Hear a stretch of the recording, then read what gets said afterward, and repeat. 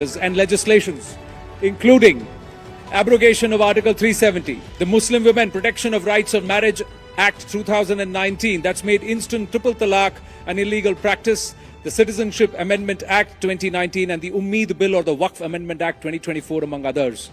Be it an overhaul of Bharat's key Nyaya Samhita, or ensuring a massive nationwide crackdown on drugs while working tirelessly towards Naxalism-free Bharat by March 2026. जो कहा है वो करके दिखाऊंगा seems to be his motto. Committed to making Bharat a stronger, safer and more secure nation. He's also a history buff and a foodie. Please welcome, with greater round of applause, the Union Home Minister and Minister of Cooperation, Shri Amit Bhai Shah, in conversation with Rahul Joshi, Managing Director and Group Editor-in-Chief, Network 18, for the session titled, Make India Great Again. Over to you, Rahulji. Thank you. Amit भाई, आपका rising Bharat मंच में स्वागत है। बहुत बहुत धन्यवाद आपको इस समय निकालने का। ये हमारा फाइनल लास्ट सेशन है। सब लोग आपको सुनने के लिए आतुर हैं, पर इस बार मैं शुरुआत जरा अलग तरीके से करना चाहता हूं। कल प्रधानमंत्री जी आए थे और उन्होंने वक्फ बिल के बारे में यहां पर पहली बार बोला, तो मैं चाहता हूं कि आप एक क्लिप सुने और उसके बाद हम लोग प्रश्नोत्तर करेंगे। अलग देश का विचार सामान्य मुस्लिम परिवारों का नहीं था, बल्कि कुछ कट्टरपंथियों का था, जिसको कांग्रेस के कुछ नेताओं ने खात्मा नहीं दिया ताकि वे सत्ता के अकेले दावेदार बन सके। साथियों, तुष्टीकरण की इस राजनीति में कांग्रेस को सत्ता मिली, कुछ कट्टरपंथी नेताओं को ताकत और दौलत मिली, लेकिन सवाल ये है, आम मुसलमान को क्या मिला? गरीब पसबंदा मुसलमान को क्या मिला?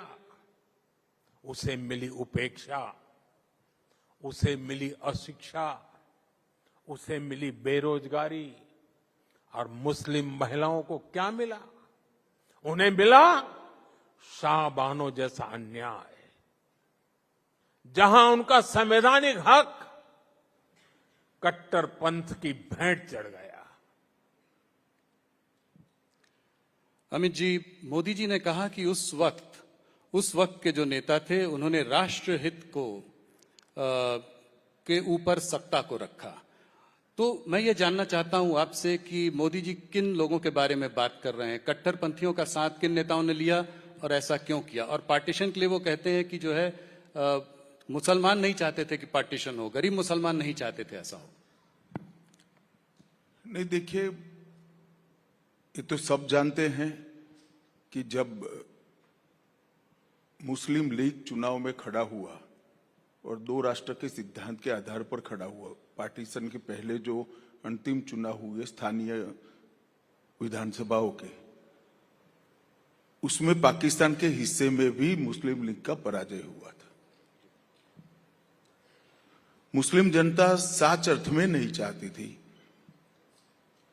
कि इस देश के टुकड़े हो, और ये बात मोदी जी ने ठीक ही कही है कि उस वक्त के कांग्रेस के नेता ही राष्ट्र के विभाजन के लिए जिम्मेदार हैं।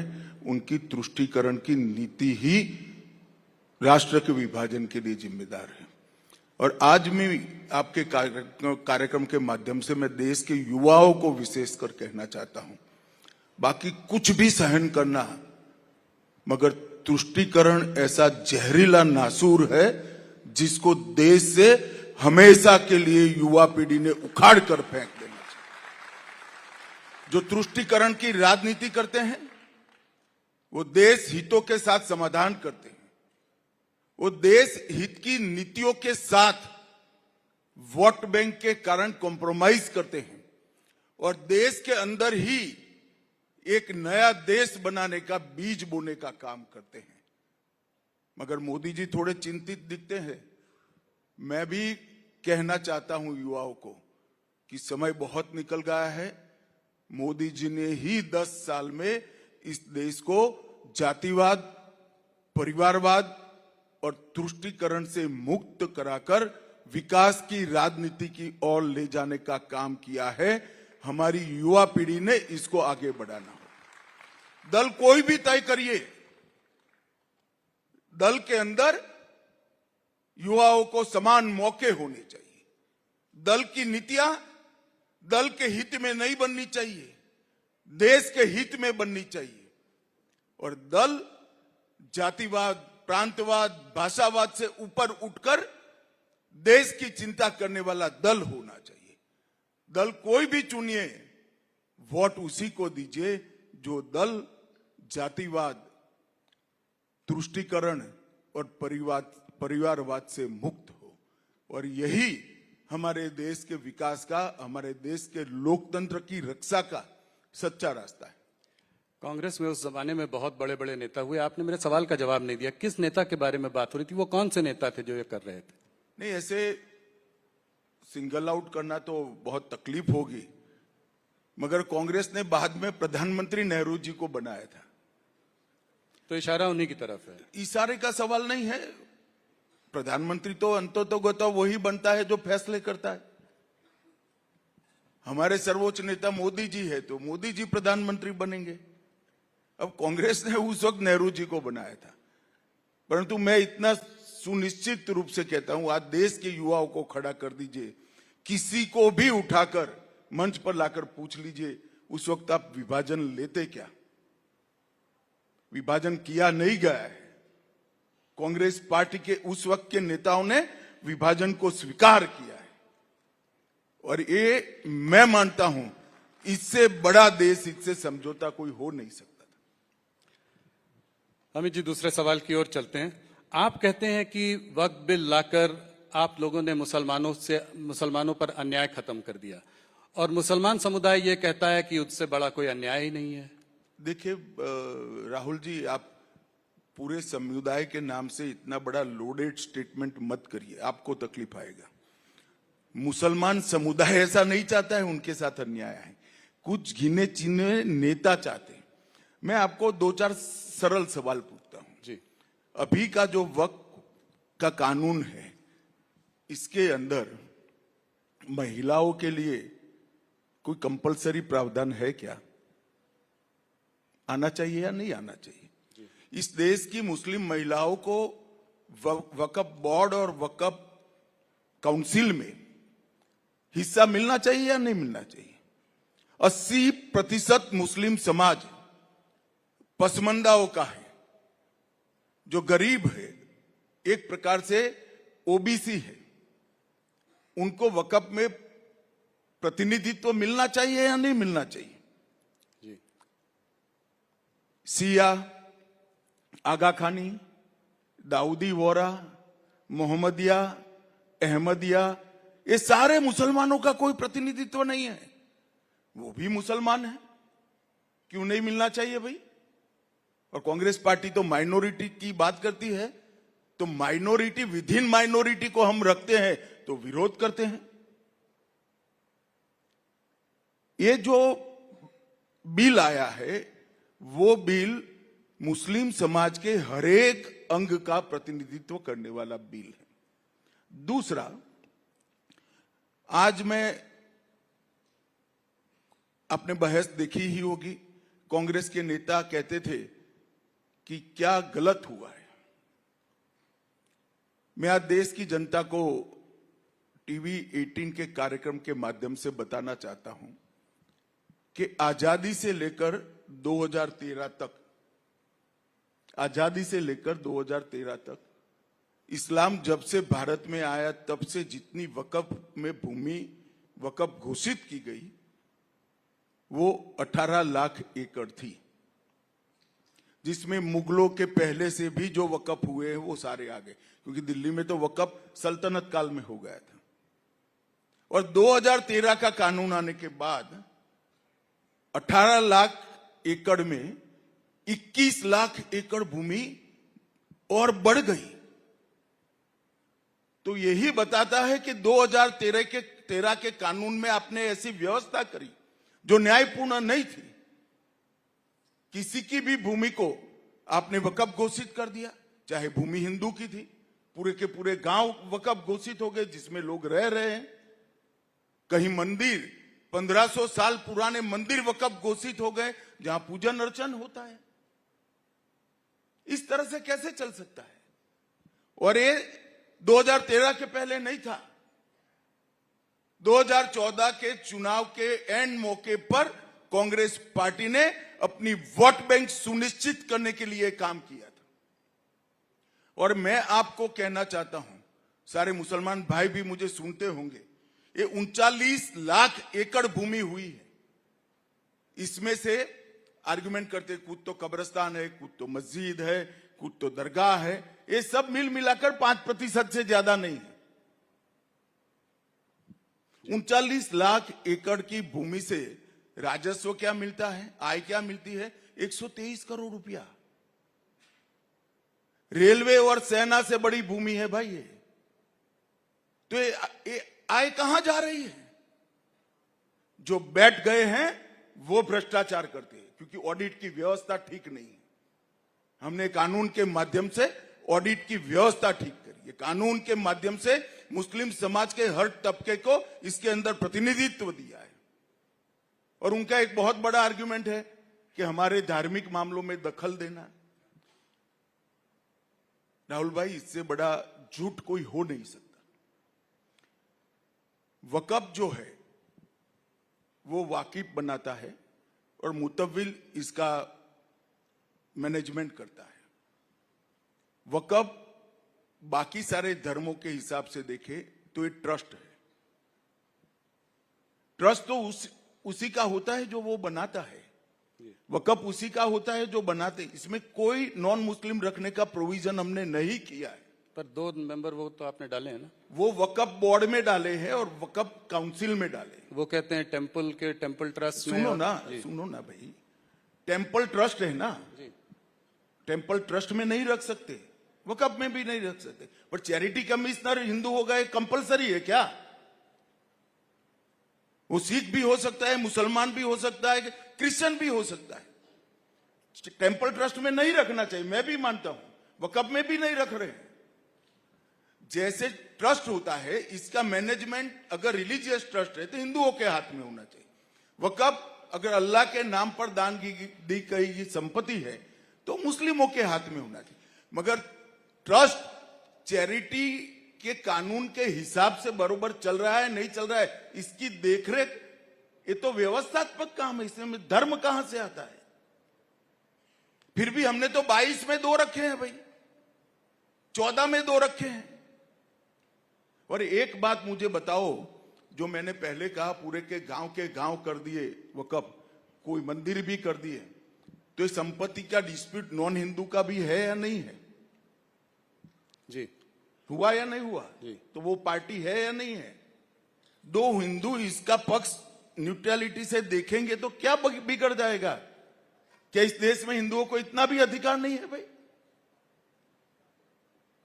ये बिल्कुल खोखली बात है जो कांग्रेस ने फिर से उनके समाप्त होते हुए अस्तित्व को आधार देने के लिए एपीसमेंट की पॉलिसी। और अगर इतना ही था तो प्रियंका जी तो वोट डालने भी नहीं आई, राहुल जी ने भाषण भी नहीं कराया।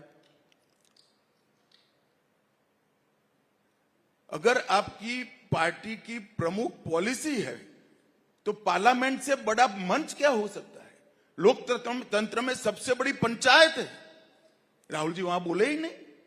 इनकी पार्टी को 50% समय दिया था हमने, 50%, और कहते हैं हमें बोलने नहीं देते। भाई आपकी पार्टी के वक्ता तो आप तय करोगे, आप बोले ही नहीं। अब हम क्या कर सकते हैं? अब चिल्लाएंगे रोड पर, हमें बोलने नहीं देते, हमें बोलने नहीं देते। उनकी पार्टी को जो टाइम दिया है उसमें पूरा टाइम राहुल गांधी बोल सकते थे। ना उनकी पार्टी चाहती है ना वो चाहती है। ये ऑपोजिशन पार्टीज ये भी कह रही हैं कि ये जो नैरेटिव आप बना रहे हैं, आप भी बहुत दमखम से बोले लोकसभा में, कल प्रधानमंत्री जी ने भी शानदार स्पीच दी यहाँ पे। वो कह रहे हैं ये पासमंदा मुसलमानों और महिलाओं को, गरीब मुसलमानों को अपनी तरफ वो करने का एक तरीका है, एक वोट बैंक को उनका वो करना। पर मेरा क्वेश्चन थोड़ा लार्जर है। क्या आपको लगता है कि मुसलमान भारतीय जनता पार्टी के संग कभी आएगा? क्या कोई ये ट्रस्ट बिल्ड हो पाएगा आने वाले समय में, जिससे कि आपको उधर से भी कुछ वोट मिलेंगे? देखो राहुल जी, हर काम वोट के लिए नहीं करते हैं। अगर हर काम वोट के लिए होता तो हमने इतने बड़े बड़े फैसले किए वो न कर पाते। जी। कुछ काम देश के अंदर गलत पॉलिसियों को निकालने के लिए भी करने पड़ते हैं और वो ही कर सकते हैं जो देश का सोचते हैं।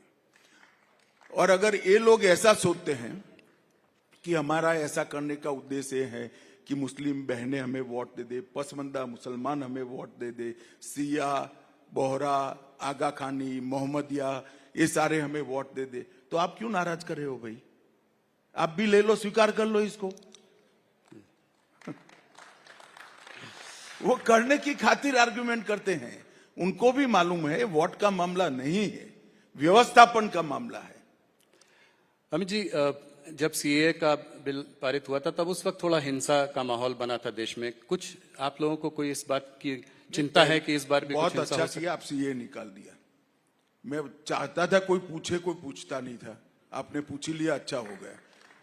भाई पूरे देश के सामने ढिंढोरा पिटा राहुल गांधी एंड कंपनी ने कि सीएए से मुसलमानों की नागरिकता चली जाएगी। अब सीएए पूर्णतया लागू होने से 2 साल हो गए। मैं राहुल गांधी को सार्वजनिक चुनौती देता हूं, एक भी मुसलमान की अगर नागरिकता गई है तो हमें बताएं। पूरे देश को कांग्रेस पार्टी ने गुमराह किया, इनके इंडी अलायंस वालों ने गुमराह किया।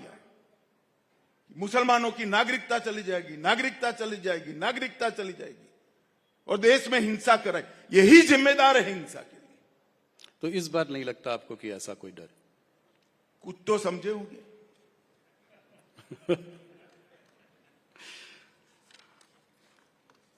अमित जी, थोड़ा दूसरे सब्जेक्ट डिलिमिटेशन की ओर बढ़ते हैं। ये मुद्दा भी बहुत गर्म रहा है पिछले कुछ महीनों में। तो डिलिमिटेशन से क्या आप आज ये आश्वासन साउथ सदर्न स्टेट्स को दे सकते हैं कि डिलिमिटेशन से उनकी सीटों पे कोई कमी नहीं आएगी प्रोपोर्शनेटली? देखो, मेरे कोरे आश्वासन से शायद साउथ के हमारे भारतीय है वो नहीं समझ पाएंगे। मैं थोड़ा कहना चाहता हूं। जरूर। हिमाचल में कांग्रेस की सरकार है जी। वहां डिलिमिटेशन के लिए कुछ हो रहा है?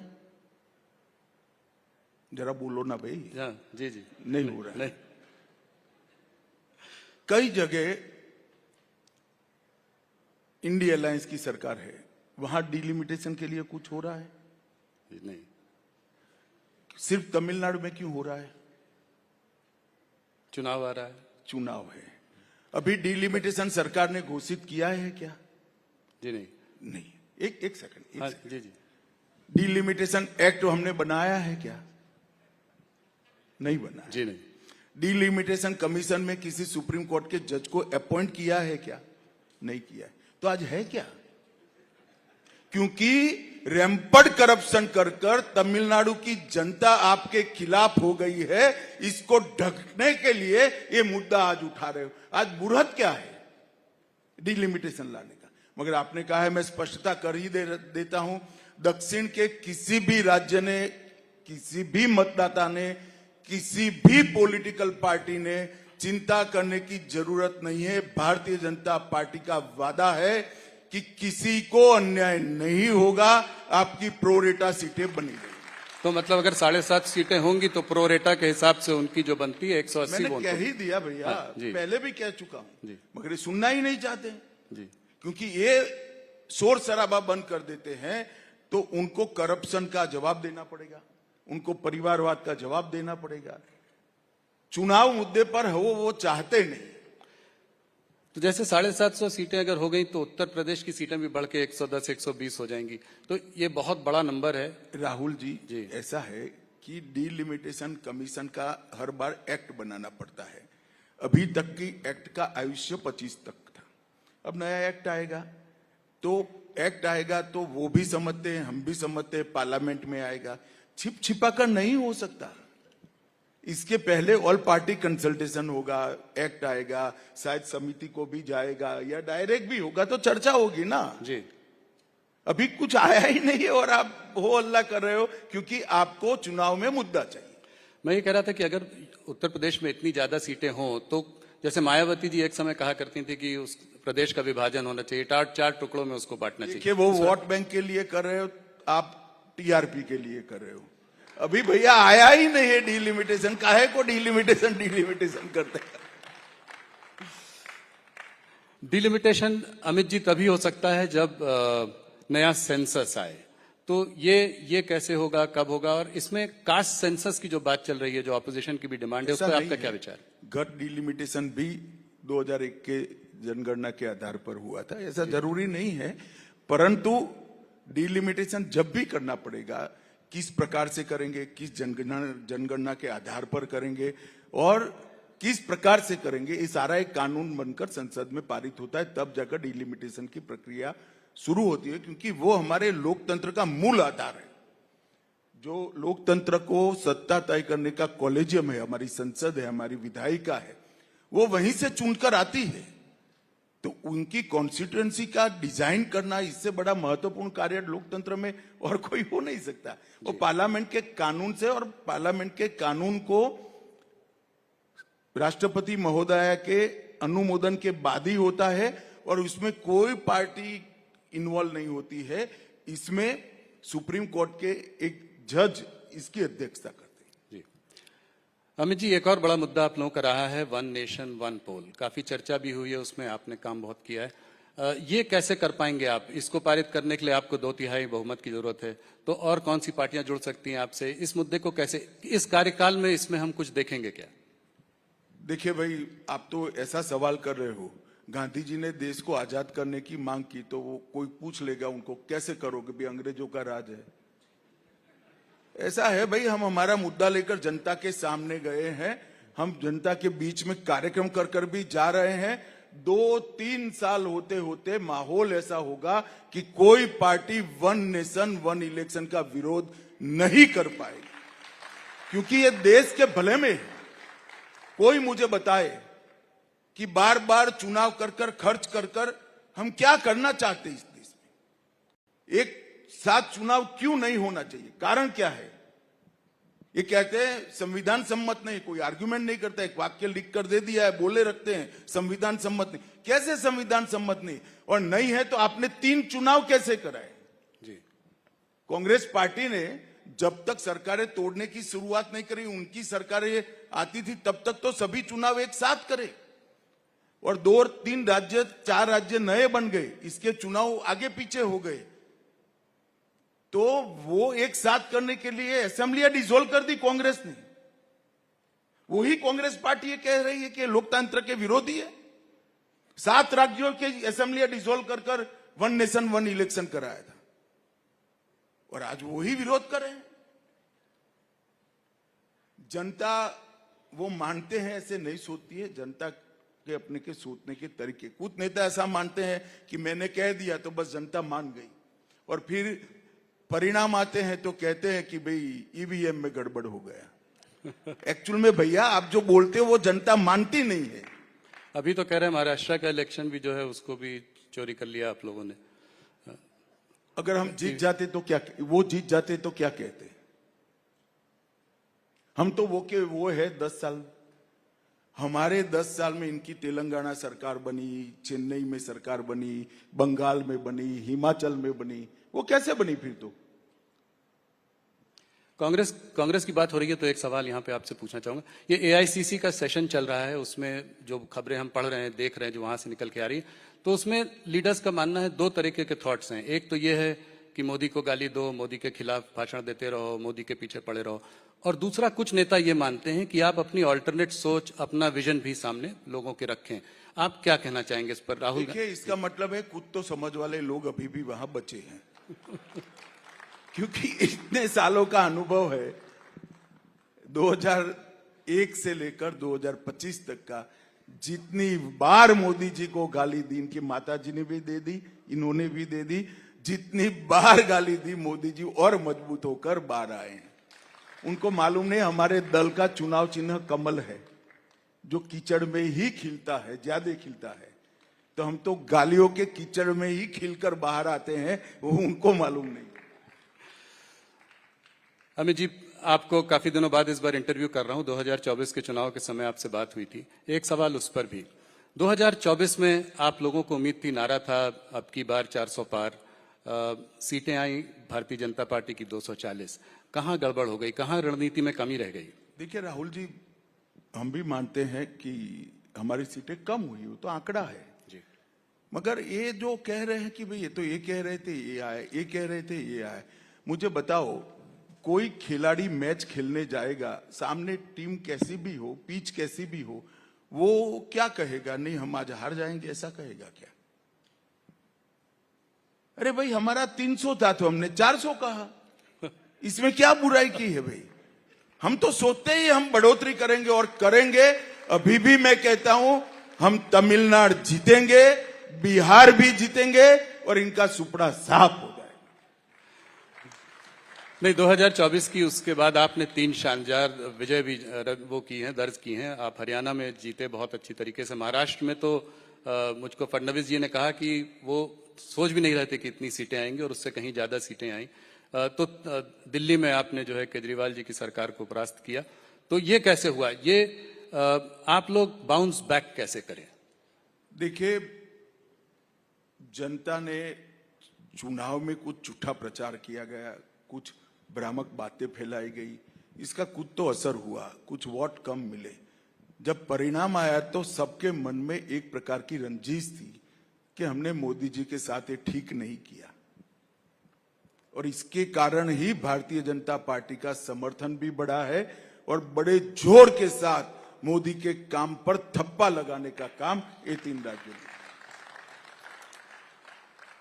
थोड़ा सा आप हिंदी के पक्ष में बहुत बातें करते हैं, तो थोड़ा एक लैंग्वेज मुद्दे पर भी बात कर लेते हैं। ये भी साउथ से जुड़ा हुआ है। पहले मैं थोड़ी स्पष्टता कर दूं, मैं हिंदी भाषी नहीं हूं, मैं गुजराती हूं। मैं हिंदी के पक्ष में बात करता हूं, ये विपक्ष का प्रचार है। मैं भारतीय भाषाओं की बात जरूर करता हूं और मैं मानता हूं कि इस देश को अपनी संस्कृति, अपने संस्कार और अपने इतिहास के साथ जुड़ना है तो देश की हर एक भाषा को जिंदा रखना पड़ेगा, और ये मेरा अकेले का नहीं, देश का हर नागरिक का दायित्व है। क्योंकि व्यक्ति अपनी मां की भाषा में ही सोच सकता है, अपनी मां की भाषा में ही व्यक्ति विश्लेषण कर सकता है, मतलब एनालिसिस करता है, तर्क कर सकता है, मतलब लॉजिक इसका डेवलप होता है। इसके आधार पर वो निर्णय लेता है और इसके आधार पर इंप्लीमेंटेशन की वो योजना बनाता है। ये पूरी प्रक्रिया मां की भाषा में ही होती है। मगर अब कुछ लोगों की भाषा यहां की नहीं है मां की, तो मैं क्या कर सकता हूं भाई?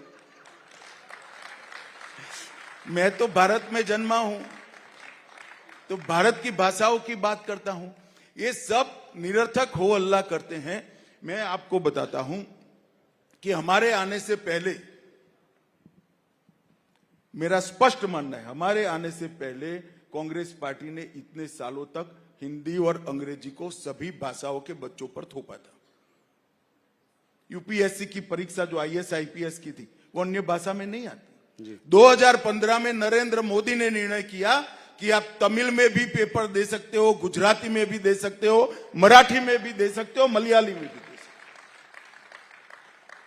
2020 तक सीएपीएफ की जो भर्ती होती है, इनका पेपर सिर्फ हिंदी और अंग्रेजी में लिखा जाता था, आज 13 भाषाओं में लिखा जाता है।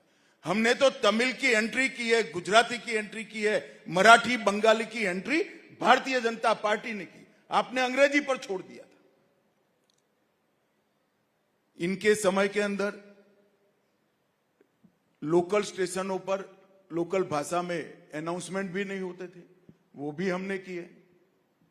इनके समय में मेडिकल और इंजीनियरिंग कंपलसरी अंग्रेजी में ही पढ़नी पड़ती थी, हमने उसको स्थानीय भाषा में एंट्री करा दी और आज मध्य प्रदेश में हो चुका है, उत्तर प्रदेश आगे बढ़ चुका है, राजस्थान आगे बढ़ चुका है। पूरे के पूरे मेडिकल के कोर्स हिंदी में अनुवादित हो गए। 13 भाषा में इंजीनियरिंग पढ़ाने की व्यवस्था 2026 के पहले हम कर देंगे। तो डीएमके का ये कहना हिंदी, हिंदू, हिंदुस्तान, ये गलत है कि आप लोग? नहीं भाई, मैं देखो, अभी मोदी जी गए थे, उन्होंने बहुत अच्छे तरीके से कहा कि एक भी डीएमके नेता का सिग्नेचर तमिल में हो तो बताओ मुझे। अंग्रेजी में करते हैं। हमारे राज्यों ने तो अपनी भाषा में मेडिकल इंजीनियरिंग के कोर्स का अनुवाद कर दिया है, वो तमिल में शुरू भी नहीं करते हैं जी। और वो तमिल की बात कर रहे हैं। एक गर्म मुद्दा जो कि सिर्फ भारत का ही मुद्दा नहीं है, पूरे विश्व भर का मुद्दा है, वो है टैरिफ का मुद्दा। तो ये जो टैरिफ वॉर चल रहा है इस वक्त, उसका भारत पर क्या असर होगा, आप ये जरा सा समझाएं। देखिए, असर का आकलन करने के लिए बहुत जल्दबाजी होगी। सिर्फ अकेले भारत पर टैरिफ नहीं डाला गया है, ढेर सारे देशों पर डाला गया है। हमारे कितने ऑप्शन खुलेंगे, अमेरिका में भी हमसे ज्यादा हमारे स्पर्धक है, वो देशों पर टैरिफ डाला गया है, तो इसका असर क्या होगा। हो सकता है कि हमारा सामान ज्यादा भी जा सकता है, कई सारे देशों में हमारे सामान जाने की व्यवस्था भी होगी। बहुत कॉम्प्लेक्स मसला है, इसमें इतनी जल्दबाजी में इसका असर का आकलन किसी को नहीं करना चाहिए। पैनिक एक जो आ रहा है, आपको लगता है कि भारत में कोई ऐसा पैनिक का कोई वो नहीं, मुझे लगता है कि देश की जनता ऐसे पैनिक में कभी आती नहीं है। ये थोड़ा मीडियाबाजी होती है तो असर तो होता है, असर नहीं होता है ऐसा नहीं है, मगर धीरे धीरे संभल जाएगा। अमित जी, सब लोग जानना चाहते हैं, मेरे कुछ कॉलीग्स ने भी बोला है कि आपसे जरूर पूछूं कि भारतीय जनता पार्टी का अगला अध्यक्ष कौन होगा। बहुत दिनों से चर्चा चल रही है, सुर्खियों में भी है, मगर कोई नाम निकल कर नहीं आ रहा है। अभी तक तय नहीं हुआ है। बिल्कुल तय नहीं हुआ, तो कितना समय लगेगा? आपकी मुस्कुराहट से मुझे लग रहा है कि कुछ नहीं बता रहे, नहीं कुछ हुआ छुपा रहे हैं। भाई, 13 करोड़ के मेंबरशिप के पार्टी का अध्यक्ष छिपा नहीं रह सकता ना, तय होगा उसी दिन सार्वजनिक हो जाएगा। वो पर्चा भरेंगे तो तुरंत ही नाम घोषित हो जाएगा। तो समय क्यों लग रहा है अभी तक? तो जी, समय लग रहा है। जी।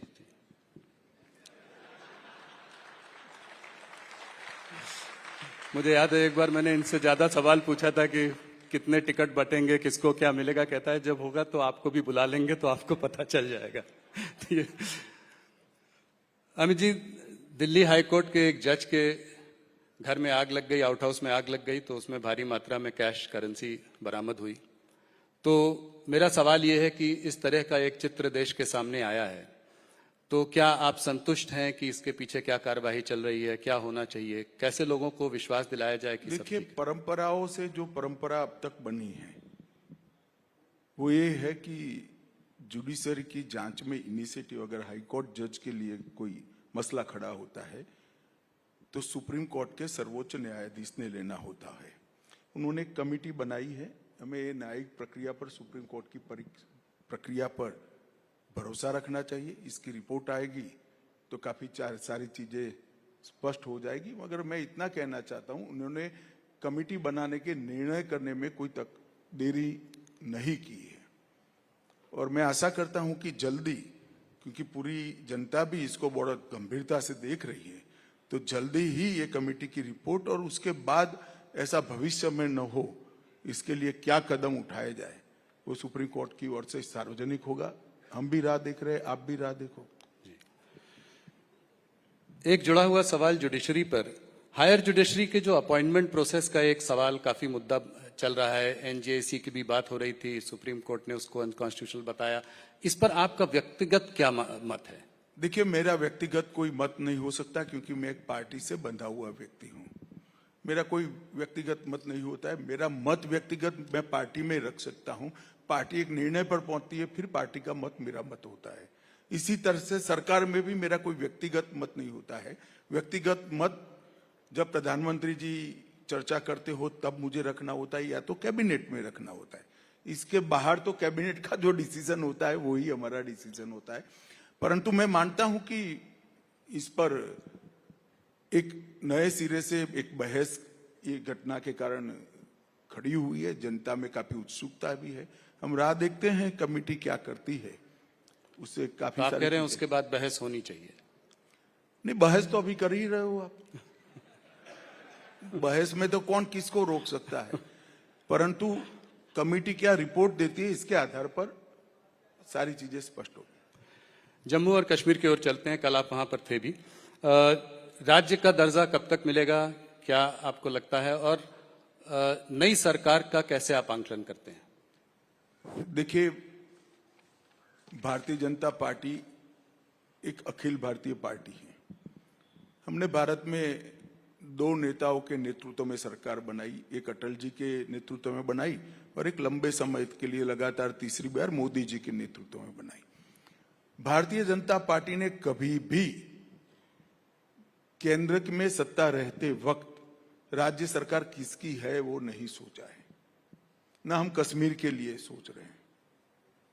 कल ही मैं रिव्यू करने के लिए गया था, उमर साहब मेरे साथ ही बैठे थे, भोजन भी किया, बड़े अच्छे से इनकी फोटो भी आई है। जी जी। और हम सभी राज्य सरकारों के साथ जिस तरह का हमारा व्यवहार होता है इसी का है, परंतु सुरक्षा और अलगाववाद इस पर हमारा स्टैंड फर्म है, इसमें कोई कॉम्प्रोमाइज ना हम करेंगे ना किसी को करने देंगे। अभी कठुआ क्षेत्र में कुछ घुसपैठी की घटना जरा सा सामने आई है, इसमें कुछ आपको लगता है ये पाकिस्तान स्पॉन्सर टेररिज्म टाइप के कुछ? नहीं, घुसपैठ तो पाकिस्तान के अलावा रसिया से कैसे हो सकता है, वहीं से हो सकता है। और ये तो सालों से कर रहे हैं, मगर देश के जवान बहुत मुस्तैद है, देश की सरकार भी मुस्तैद है। हम यहाँ पर कोई कांड नहीं करने देंगे और करेंगे तो दंडित भी करेंगे। अमित जी थोड़ा इलीगल माइग्रेशन की ओर चलते हैं। ये मुद्दा जो है आपने भी कई बार उठाया है, खासकर बांग्लादेश में जहां तख्ता पलट होने के बाद सर ये बढ़ा है, तो इस पर क्या कदम उठाएंगे कि ऐसा ना हो? इसको हम कैसे टैकल करेंगे? देखिए, सबसे पहले तो मैं इसके लिए बंगाल की जनता को विनती करना चाहता हूं, आने वाले चुनाव में भारतीय जनता पार्टी की सरकार बना दीजिए, ये समस्या वहीं से समाप्त हो जाए। इसलिए क्योंकि ममता जी हम पर आरोप लगाती हैं कि भाई बीएसएफ बॉर्डर को देख रही है और आप कैसे घुसपैठ हो रही है, और बंगाल से दिल्ली तक, बंगाल से जम्मू तक कैसे पहुंच जाते, भारत सरकार क्या कर रही है। पूरे देश को मालूम है कि बॉर्डर पर फेंसिंग करने के बाद भी लगभग 250 किलोमीटर बॉर्डर ऐसी है जहां फेंसिंग हो ही नहीं सकती। नाले हैं, बड़ी बड़ी नदियां हैं, विकट भौगोलिक परिस्थिति है, और 400 किलोमीटर बॉर्डर ऐसी है जहां पर बंगाल सरकार हमें फेंसिंग करने के लिए भूमि नहीं दे रही। अब जिस बॉर्डर में 600 किलोमीटर खुला रह जाए वहां घुसपैठ का रोकना बहुत दिक्कत होता है। मूसलाधार बारिश में, ठंड में, गर्मी में नदियों के नाले खुले हैं, वहीं से आते हैं, न जाने घने जंगलों से। परंतु मैं एक छोटा सा सवाल देश की जनता के सामने, सवाल और स्पष्टता दोनों रखता हूं।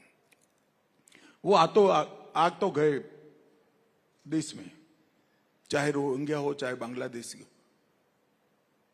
उनका वोटर कार्ड कहां बन रहा है जिसको लेकर वो पूरे देश भर में उत्तराखंड तक और कश्मीर तक ट्रैवल करते हैं। वो सारा वोटर कार्ड बंगाल के 24 परगना जिले से ही बनता है। हजारों पकड़े गए बांग्लादेशियों के पास से जो दस्तावेज मिलता है, जिला भी नहीं बदलते, इतना बेखौफ हो गए। सभी के फर्जी वोटर कार्ड, फर्जी आधार कार्ड, वो 24 परगना जिले के। और अब मैं ममता जी को पूछना चाहता हूं, किसकी जिम्मेदारी है? कोई विदेश से आता है, घुस गया, चलिए, इसकी जिम्मेदारी जनता तय करेगी। मगर घुस कर गांव में आया, क्या पटवारी को मालूम नहीं पड़ेगा कि गांव में 25 लोग नए आ गए हैं? क्या पुलिस वाले को मालूम नहीं पड़ेगा? कौन इनका आधार कार्ड बना रहा है, कौन उसका वोटर कार्ड? और वो कहती है आधार कार्ड भारत सरकार की एजेंसी अंततोगत्वा कलेक्टर होता है जो आपके अधीन है। इलेक्शन कमीशन की भी एजेंसी तो कलेक्टर ही होता है जो आपके अधीन है। परंतु ये सब इंडिया अलायंस की पार्टियों को उसमें अपना वोट बैंक दिखाई पड़ता है। तो इसका समाधान अब आसाम से क्यों बंद हो गया? जी देखो भाई, समाधान तो हम जरूर ढूंढेंगे, मगर मैं तो इस मंच का उपयोग कर कर बंगाल की जनता को कहता हूं, इसका एक सरल समाधान है, इस बार कमल फूल की सरकार बना दीजिए, अपने आप समाधान आ जाएगा। क्या लगता है अगले चुनाव में भारतीय जनता पार्टी की सरकार बनेगी?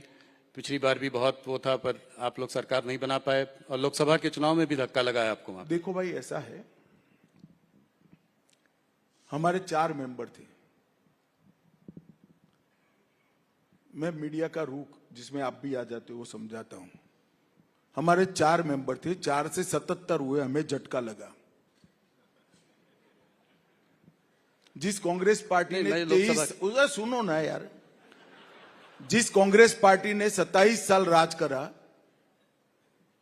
ये 0 हो गए, उनको झटका नहीं लगा है। जिस कम्युनिस्ट पार्टी ने 27 साल राज करा, वो भी 0 हो गए, झटका नहीं लगा है। भाई 4 से हम 77 पहुंचे एक चुनाव में, तो 77 से कितना होता है जरा गुणाकार करो। सरकार बनती है और कई सरकार हमने बनाई है। नहीं 77 तो बहुत बड़ी आपकी वो थी, बहुत अच्छा प्रदर्शन रहा था। मैं ये कह रहा था कि अगला चुनाव को अगर देखें तो इस बार के लोकसभा चुनाव में ज्यादा अपेक्षा थी, कम सीटें आई। स्वाभाविक रूप से कम हुई है, मगर हमने इसके बाद में काफी हमारे संगठन का विस्तार भी किया है, सदस्यता भी की है, ड्राई एरिया में भी सदस्यता करी है, हमारे फुल टाइमर भी निकले हैं और हम इसको अच्छे से देख रहे हैं। बंगाल केवल भारतीय जनता पार्टी के लिए जीतना जरूरी नहीं है, भारतीय जनता पार्टी के लिए जीतना तो जरूरी ही है, परंतु बंगाल देश के लिए भी भाजपा या तो कोई भी राष्ट्रवादी दल जीते, ये बहुत जरूरी है, इसलिए हम बंगाल के पीछे। अभी 25,000 जो अनलमेंट हुआ है सुप्रीम कोर्ट का डिसीजन, उसके खिलाफ भी ममता जी खड़ी हैं, कह रही हैं कि किसी की नौकरी नहीं जाएगी, मैं देखती हूँ कौन क्या करता है। चलिए, अब वो तो कुछ भी कह सकते हैं, मैं ऐसा नहीं बोल सकता कि सुप्रीम कोर्ट के फैसले को मैं नहीं मानूंगा, वरना आप लोग मेरे थोड़े से जो बाल बचे हैं वो भी नोच लोगे भैया। मोहम्मद यूनुस जी का कहना है कि बांग्लादेश के इस संदर्भ में एक सवाल और कि जो वहां के इंटरिम लीडर हैं कि नॉर्थ ईस्ट स्टेट जो है वो लैंडलॉक्ड स्टेट्स हैं और चाइना को जो है जो भी कुछ करना है वो बांग्लादेश के थ्रू जो है वो मार्केट एक्सेस है, चारों तरफ सी का वो है। इसको आप कैसे देखते हैं, इनके स्टेटमेंट को कैसे देखते हैं? देखिए, मैं इतना ही कहना चाहता हूं कि नरेंद्र मोदी की सरकार है, भारत की 1 इंच जमीन पर हम किसी को आंख नहीं डालने देंगे, एंट्री का तो सवाल ही नहीं।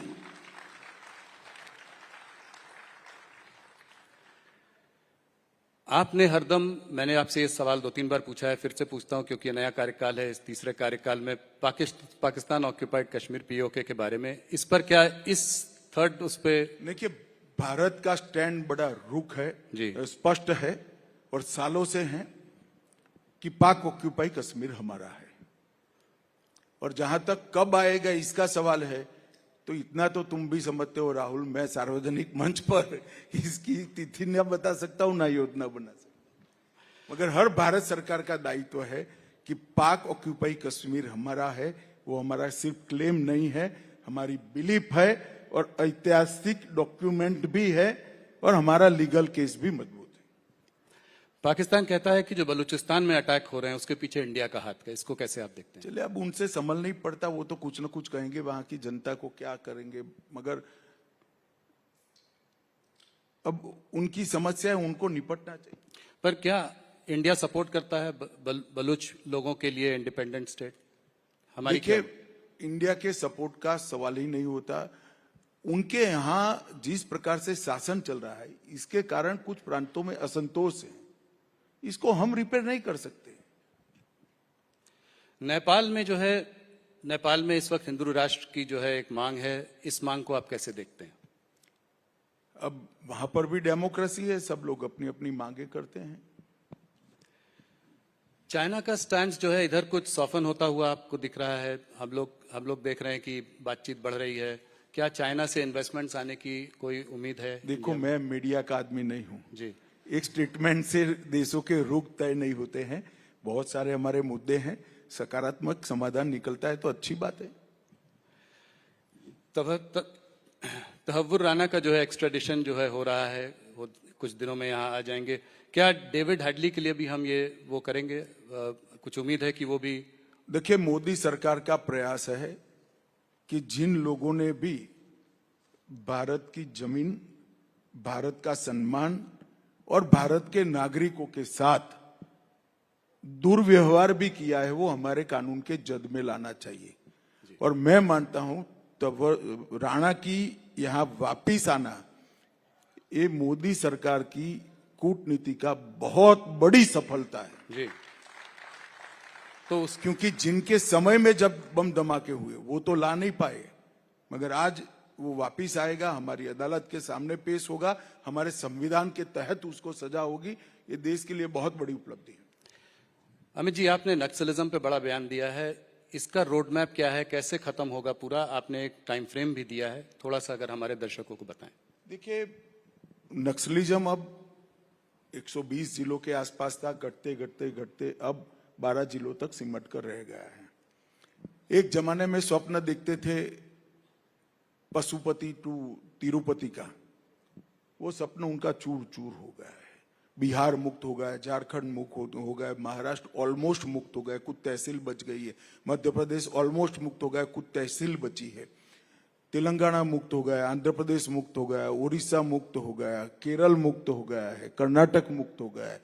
अब कुछ जिले और कुछ तहसीलें बची है, और ये थोड़ा लेट भी इसलिए हुआ है कि बीच में 5 साल कांग्रेस पार्टी की सरकार आ गई। मैं जब कहता हूं तब कांग्रेस पार्टी वाले मुझ पर बड़ा आरोप लगाते हैं कि आप नक्सल के खिलाफ की लड़ाई में पक्षापक्षी करते हैं, मगर मैं आंकड़ा देना चाहता हूं जी। 24 में हमारी सरकार बनी छत्तीसगढ़ में, 24 से अब तक 25 में टोटल 436 नक्सली मारे गए, 1364 गिरफ्तार किए गए और 1400 सरेंडर हुए। 15 साल का टोटल ये नहीं है। छत्तीसगढ़ में हमने सुरक्षा वैक्यूम को समाप्त कर दिया है। विगत 5 सालों में लगभग 380 कैंप बनाए हैं और सीआरपीएफ के जवान, आईटीबीपी के जवान, बीएसएफ के जवान और छत्तीसगढ़ पुलिस घने जंगलों में, एक प्रकार से इसके लिए शब्द उपयोग करना है तो घोर तपस्या कर कर इनके पीछे लगे हैं और उनके उन्मूलन में लगे हैं। फिर भी मैं तो आज के कार्यक्रम से माध्यम से कहना चाहता हूं, कई लोगों ने सरेंडर किया है, जिनके हाथ में हथियार है, हथियार डाले, मेन स्ट्रीम में आए और अपना जीवन अच्छे से बिताए। उत्तर पूर्व में भी 10,000 लोगों ने सरेंडर किया है, 20 समझौते हमने किए हैं और उत्तर पूर्व में कमोबेश टेररिज्म समाप्त हो चुका है। परंतु एक बात निश्चित है कि 31 मार्च 2026 इस देश में नक्सल हिंसा पाश बन जाएगी। ये हमारी सरकार का बहुत फर्म निर्णय है कि हम नक्सल से मुक्त भारत बनाएं। मतलब 1 साल में। अमित जी, भारत के अंदर खालिस्तान की एक्टिविटीज कुछ बढ़ रही हैं क्या? आपका क्या वो है? और पंजाब की सरकार जो है वो कितनी सक्षम है इसको कंट्रोल करने में आप लोगों के साथ मिलकर? देखिए, पंजाब सरकार की प्राथमिक जिम्मेदारी है जी, मगर भारत सरकार की भी जिम्मेदारी है। कोई भी किसी भी नाम से अगर देश को तोड़ने की बात करता है तो हम जरा भी सहन नहीं कर सकते और उसको बिल्कुल सख्ती के साथ दबाने का काम भारतीय जनता पार्टी की सरकार करेगी। पंजाब में क्या लगता है आपको, अगले चुनाव में भारतीय जनता पार्टी का क्या भूमिका रहेगी? क्या आप अकाली दल के साथ लड़ेंगे? ऐसा कहते हैं कि सृष्टि की रचना ब्रह्मा जी ने करी है, पंजाब के अगले चुनाव का आकलन तो ब्रह्मा जी भी नहीं कर पाएंगे भैया। ऐसा मैच होकर पड़ा है। मगर मुझे आशा है कि चुनाव आते आते पंजाब की जनता एक अच्छे निर्णय की तरफ पहुंचेगी और एक पूर्ण बहुमत की सरकार कोई न कोई जरूर बनाएगी। मणिपुर में आप जो है दोनों कम्युनिटीज के बीच बातचीत का माहौल एक बना रहे हैं, कब तक प्रेसिडेंट रूल रहेगा? कैसे, कब? देखिए, प्रेसिडेंट रूल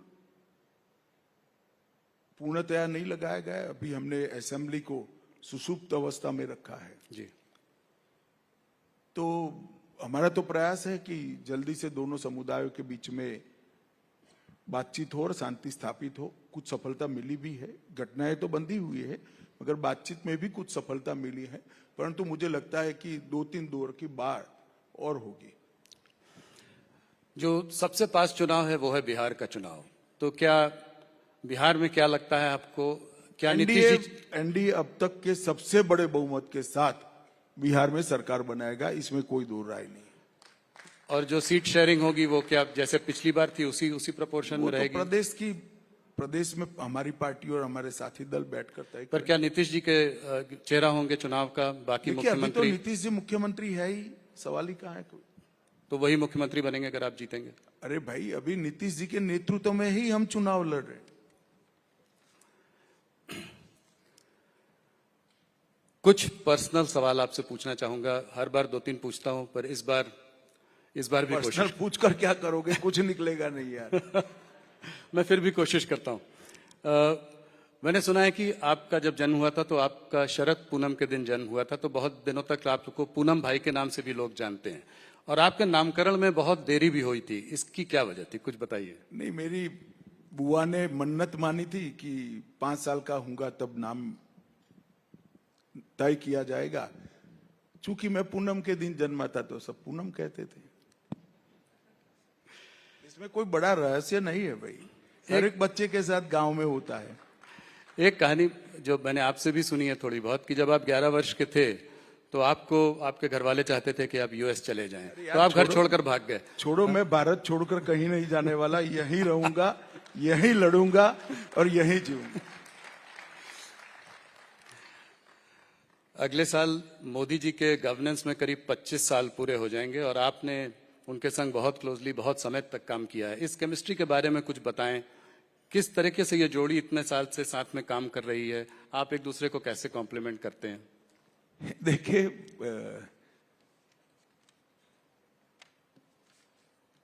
कोई भी दो कार्यकर्ता एक साथ काम करते, एक नेता और कार्यकर्ता एक साथ काम करता है, तो इतने लंबे समय तक काम करते करते एक दूसरे की काम की पद्धति भी समझ में आ जाती है, एक दूसरे का सोचने का ढंग भी समझ में आ जाता है, और एक दूसरे का स्वभाव भी समझ में आ जाता है।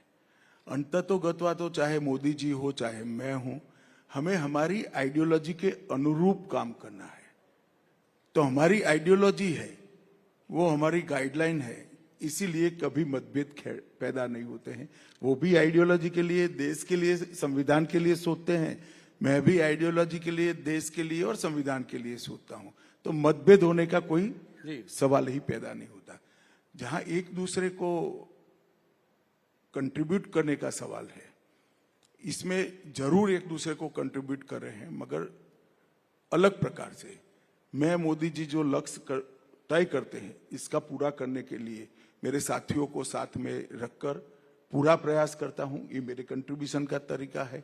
मोदी जी हमारे नेता है, हम सब कार्यकर्ता जो इनके साथ तैयार हुए, इनके नीचे काम कर रहे हैं, वो सभी के छोटी गलतियां हैं, उनको मोदी जी माफ कर सुधारते हैं। तो हमें भी वो कंट्रीब्यूट करते हैं एक तरफ से कंप्लीट बनाने में। तो इस तरह से एक दूसरे का कंट्रीब्यूशन हो ही जाता है। परंतु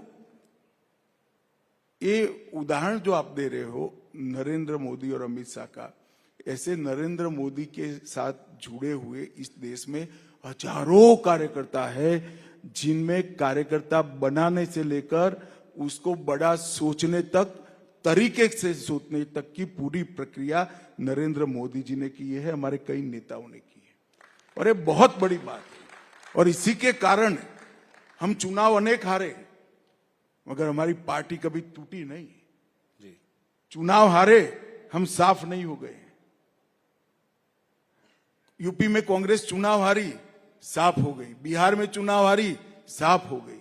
हम साफ नहीं होते, इसी का कारण है कि हमारे कार्यकर्ता आइडियोलॉजी के लिए काम करते हैं, देश के लिए काम करते हैं, देश के संविधान के लिए काम करते हैं। अमित जी, एक आखिरी सवाल। अगर एक दिन मान लीजिए आपको बिल्कुल फुर्सत हो, कुछ भी करने को ना हो, कोई मीटिंग ना हो, आपके पास पूरा समय हो अपने लिए, तो आप क्या करेंगे उस दिन? मेरे पास 8000 पुस्तकें हैं, काफी सारे पढ़ने का बाकी है और मुझे शास्त्रीय संगीत का भी बहुत बहुत शौक है, जिसको मैं समय नहीं देना पड़ता। पुस्तक तो जरूर पढ़ूंगा और संगीत सुनते सुनते पढ़ूंगा। अमित जी, आज आप हमारे संग जुड़े, आपने हमारे सारे प्रश्नों का उत्तर दिया। आपका राइजिंग भारत मंच पे आने के लिए बहुत बहुत धन्यवाद। You can be a little more generous with your applause. He's been so candid, forthright in his answers. Amit ji, thank you so much. Ladies and gentlemen, please stay in the auditorium because we have Dr. L. Subramaniam, Kavita Krishnamurthy ji, Bindu Subramaniam and Ambi Subramaniam taking the stage for a mesmerizing performance. We request you all to please stay